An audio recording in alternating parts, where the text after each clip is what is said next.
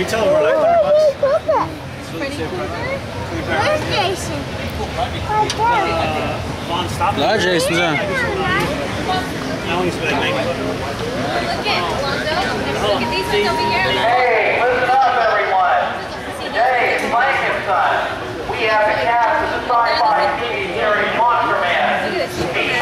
Oh, Superman's bad, Along with Sonia, Constance, and Johnny. Action figure. They're signing autographs, selling t-shirts and photos, and are ready to that's answer the one I got there. about their latest TV and film project.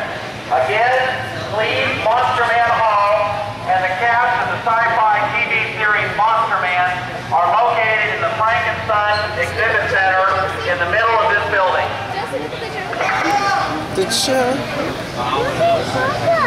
Oh, look at the Terminator guy. Oh, that one's nice. What would you pay for a custom head like that? $75. Look at the Robocop. The Robocop's sick. Oh, yeah. Don't leave your guns on the floor. Pick them up. Ooh. Look at Blade. It's heaven. I want to see Blade. It's Blade from the movie.